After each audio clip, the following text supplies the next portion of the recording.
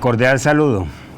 Bueno, este tercer video versa sobre las coordenadas esféricas. Ya previamente, en el primero se hizo un trabajo general sobre coordenadas curvilíneas. Luego, en el siguiente video se trabajaron las coordenadas cilíndricas circulares y hoy es el turno de las coordenadas esféricas. Entonces, primero que todo, recordemos que cualquier punto P del espacio, ¿sí?, se caracteriza por tener un vector de posición R, que es X en la dirección mu sub X, esta, Y en la dirección mu sub Y y Z en la dirección mu sub Z. Entonces, si consideramos una superficie esférica centrada en el origen de coordenadas, ¿cierto?, a ese punto P también se le van a asignar otras tres coordenadas, no las coordenadas X, Y y Z, sino un nuevo sistema de coordenadas. Y vamos a definir en consecuencia unas líneas coordenadas. La primera línea coordenada es la distancia que va desde el origen hasta el punto. Esa línea coordenada, que llama la primera línea coordenada, la vamos a llamar R, ¿cierto? Esa es una semirrecta. Miren que el dominio va desde 0 hasta infinito. La segunda línea coordenada corresponde al arco de curva θ. Ese ángulo θ varía desde 0 hasta pi. Esa es la segunda línea coordenada. Y la tercera es la misma línea coordenada phi del sistema de coordenadas cilíndricas circulares. Es decir, esta es la circunferencia cuyo dominio va de 0 a 2pi. Entonces, ahí tenemos las tres líneas coordenadas. Si nos ubicamos en el punto P, que este viene a ser el punto P, entonces hay unos vectores tangentes a las diferentes líneas trayectorias. Una tangente al vector R, la vamos a llamar mu sub R, una al vector a la superficie θ, que es mu sub θ, y otro correspondiente a la dirección phi, que sería mu sub phi. Vamos a establecer que esas líneas coordenadas R, θ y phi, con sus correspondientes versores, forman un sistema ortogonal. Es lo que vamos a trabajar, pues. Esas líneas coordenadas forman unas superficies que, recuerden, son las superficies coordenadas cuando cada línea coordenada es constante. Entonces, la primera superficie coordenada corresponde al caso en que la primera línea coordenada R es constante. Geométricamente es una superficie esférica. En esa superficie esférica el ángulo phi va entre 0 y 2pi y el ángulo θ va de 0 a pi. Esa viene a ser la primera superficie coordenada. La segunda corresponde al caso en que θ es constante. Entonces, si θ es constante, la superficie que se forma es una superficie cónica. ¿De acuerdo? En esa superficie cónica, R va de 0 a infinito y el ángulo phi varía entre 0 y 2pi. Y finalmente, la tercera superficie coordenada corresponde al caso el caso en que la constante, la tercera línea phi, es constante. Entonces, si phi es constante, geométricamente da un semiplano. Ese semiplano, recuerden, cuando phi es constante, da un semiplano en donde R va de 0 a infinito y θ varía de 0 a 2pi. Ahora bien, las fórmulas de transformación. ¿Cómo pasar de un sistema coordenado al otro? ¿Sí?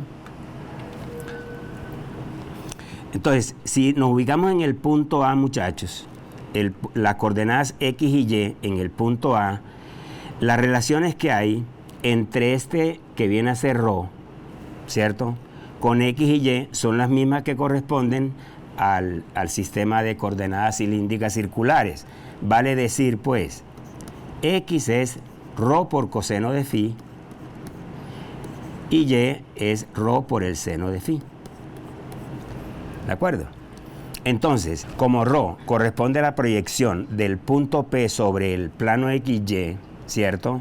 Entonces ρ y R están relacionados y están relacionados justamente con el ángulo θ. Vale decir si aquí colocamos rho y aquí colocamos z, esto es r, esto es teta, ¿cierto? Entonces, rho está relacionado con r y con el ángulo teta. ¿De acuerdo? Y lo mismo z, ¿cierto? Z viene a ser, esta que es z, z viene a ser r por coseno de teta, y rho viene a ser r por el seno de teta. Entonces recordemos, entre rho y phi están las relaciones correspondientes a las coordenadas cilíndricas circulares, o sea, x es rho coseno de phi y y es rho seno de phi. Ahora, si ya nos vamos al plano formado por OA PB, que es un ángulo recto, aquí es un ángulo recto, entonces esta viene a ser z, esta viene a ser rho y esta es teta. Entonces se puede ver claramente, ¿cierto?, que rho es r seno de teta. Rho es r seno de teta y z es r coseno de teta. Entonces, como x es rho coseno de phi, nos va a quedar la expresión matemática, ¿cierto?, para x. X nos viene a dar r seno de teta coseno de phi. Esa viene a ser, esta es r, ¿no? Este es r. Y la y será r seno de teta por seno de phi. Y la z viene a ser r coseno de teta. Entonces esas son las relaciones o las fórmulas de transformación de esféricas a cartesianas. ¿De acuerdo? Que están en la siguiente gráfica, ¿no? X es r seno de teta coseno de phi, y es r seno de teta seno de phi y z es r coseno de phi. Ahora, las fórmulas al revés, ¿cierto? Al revés serían, r se hará la raíz cuadrada de la suma de los cuadrados de las componentes cartesianas.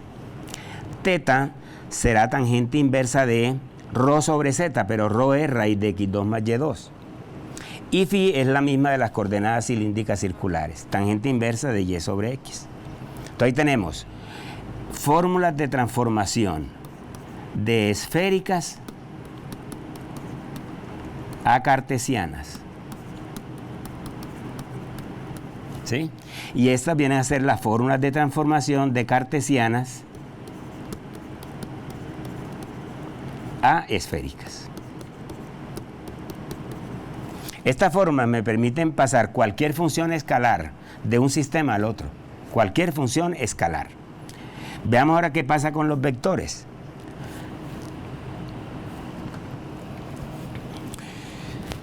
De acuerdo con las fórmulas que acabamos de trabajar, y dado que R es x mu sub x más y mu sub y más z mu sub z, si x lo reemplazo por r seno teta coseno de phi, la y por r seno de teta seno de phi y la z por r coseno de teta, ¿cierto?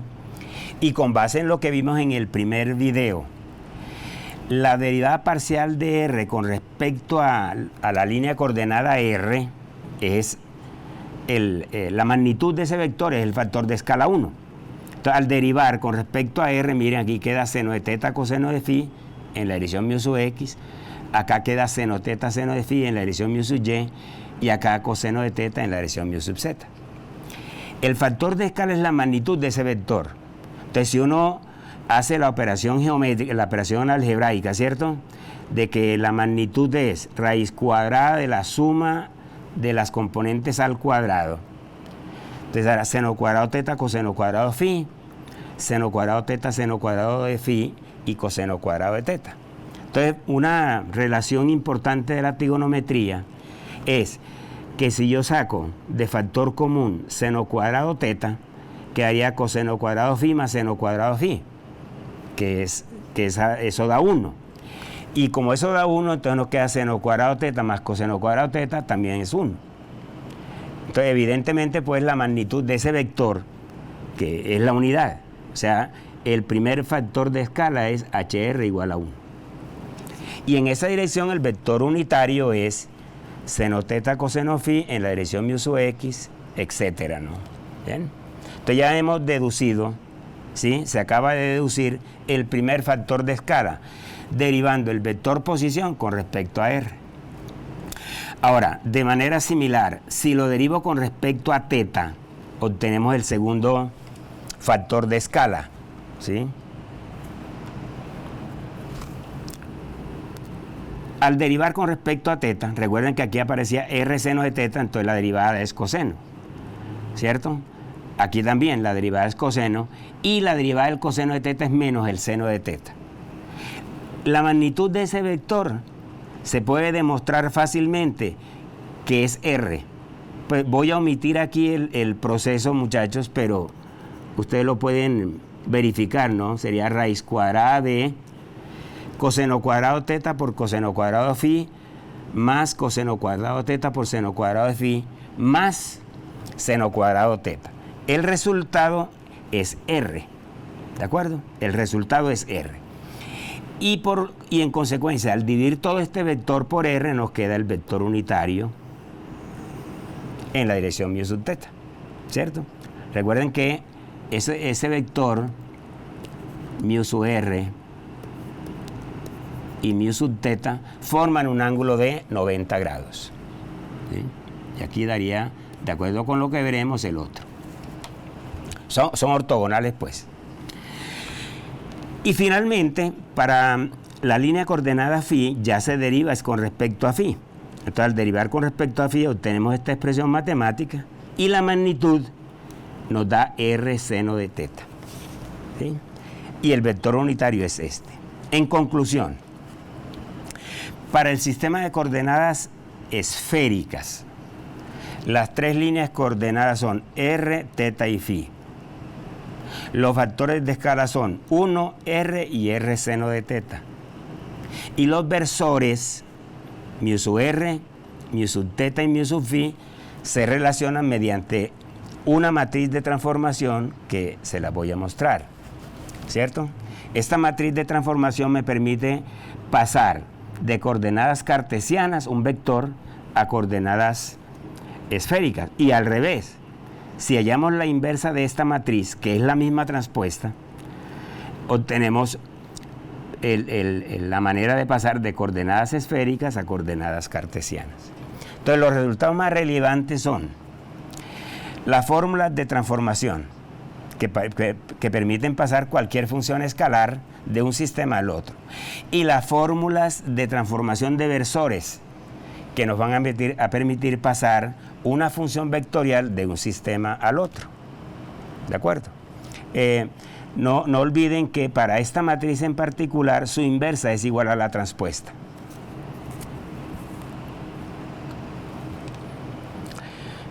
Como lo dicho, solamente con las fórmulas de transformación podemos pasar un sistema de, digamos, una función escalar que está en coordenadas cartesianas, la podemos pasar a coordenadas esféricas, simplemente haciendo el trabajo, ¿no? X es R seno teta coseno phi al cuadrado. Lo mismo, X por Y y Z cuadrado.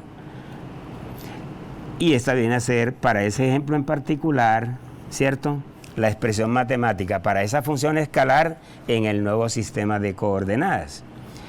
Y aquí se pide, por ejemplo, que calcule esa función cuando R vale 2, teta vale pi sextos y phi vale pi, que eso perfectamente lo puede hacer pues el estudiante, ¿no?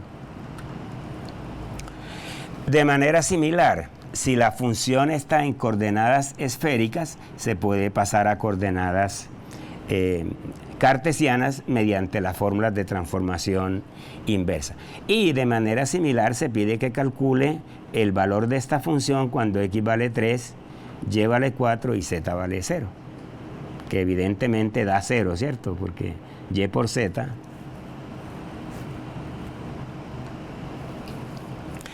y con las fórmulas, las matrices de transformación podemos pasar en una función vectorial de un sistema al otro, ¿cierto? Aquí hay unos ejemplitos resueltos, muchachos, que hacen parte del material de estudio del curso y está en las guías también, con un gran número de ejercicios, ¿cierto?, que permiten pasar, ¿sí?, de un sistema al otro una función vectorial. No es relevante, pues, en este momento, pues, profundizar más en eso, porque no es sino aplicar unas fórmulas. Aquí nos dan, por ejemplo, esta función. No es sino transformar el vector mu sub x, el vector mu sub y la variable z. Entonces, la componente del vector en x es 1, en y es 2r coseno de teta y en z vale 0, porque no hay ninguna componente, ¿cierto?, en la dirección mu sub z. Entonces, aplicando la fórmula se obtienen estas relaciones, ¿no? ¿Sí? Y aquí, igual, se pide al estudiante que evalúe esa función en ese punto, ¿sí? Cuando r vale 2, teta vale pi y phi vale pi tercios. Es de trámite, pues, eso no tiene mayor complicación. Ahora, recuerden que el objetivo de manejar las diferentes sistemas coordenadas es resolver problemas, pues, problemas del cálculo, tanto diferencial como integral. Cuando vayamos al próximo video, vamos a trabajar ya concretamente, pues, las operaciones del cálculo diferencial, que son el gradiente de una función escalar, la divergencia de una función vectorial, el rotacional de una función vectorial y el laplaciano de una función escalar. Esas 4 operaciones forman la base, el nervio de lo que es el cálculo diferencial vectorial. Pero para ello y para el cálculo vectorial, entonces hay que manejar los diferentes diferenciales, ¿no? Diferencial de longitud. Recuerden que para coordenadas curvilíneas, que fue el primer video, el diferencial de longitud de un arco de curva cualquiera en el sistema curvilíneo es h1 por el diferencial de u sub 1 en la dirección mu sub 1 más h2 por el diferencial de u sub 2 en la dirección mu sub 2 más h3 diferencial de u3 en la dirección mu sub 3. En el sistema que nos ocupa, h1 vale 1. La línea coordenada 1 es r, entonces de r en la dirección mu sub r. H2 nos dio r, entonces r de teta en la dirección mu sub teta. H3 nos dio r seno de teta, entonces r seno de teta diferencial de phi en la dirección mu sub phi. Con este diferencial podemos evaluar integrales de línea en el caso del cálculo integral vectorial. Pero también se pueden evaluar integrales de superficie. Bueno, el diferencial escalar es la norma euclidiana del vector, pues. Los diferenciales de superficie. Cada superficie coordenada tiene un correspondiente diferencial. Entonces, cuando la superficie es r igual constante, digamos que era una superficie esférica, el diferencial de superficie depende de las otras 2 coordenadas, de teta y de phi. ¿Sí? Y recuerden que el diferencial de S1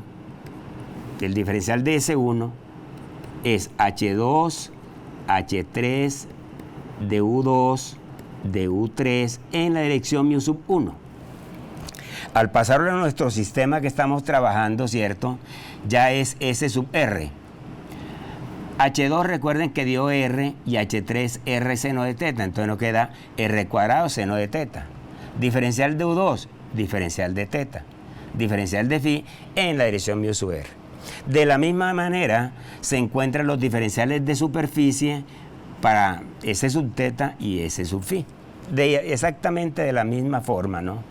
Recuerden, de S sub 2 será H1 H3, diferencial de U sub 1, diferencial de U sub 2, en la dirección, U sub 3, perdón, en la dirección mu sub 2. Entonces de ahí sale esta expresión matemática. Y finalmente esta. Los diferenciales escalares pues son las magnitudes de esos diferenciales. Y finalmente el diferencial de volumen, ¿no? Recuerden que el diferencial de volumen no tiene dirección, o sea, es un escalar puro, ¿sí? Recuerden, el diferencial de volumen en coordenadas curvilíneas es H1, H2, H3, diferencial de U sub 1, diferencial de U sub 2 y diferencial de U sub 3. Entonces, en nuestro caso, 1, R y R seno de teta quedaría R cuadrado seno de teta. U sub 1 es R, de teta y de phi. ¿De acuerdo? Entonces, con estos elementos que yo les he presentado, primero, en coordenadas curvilíneas en general, ¿cierto? A partir de ella, trabajamos las coordenadas cilíndricas circulares con todo lo que tiene que ver los insumos para poder trabajar el cálculo tanto diferencial como integral.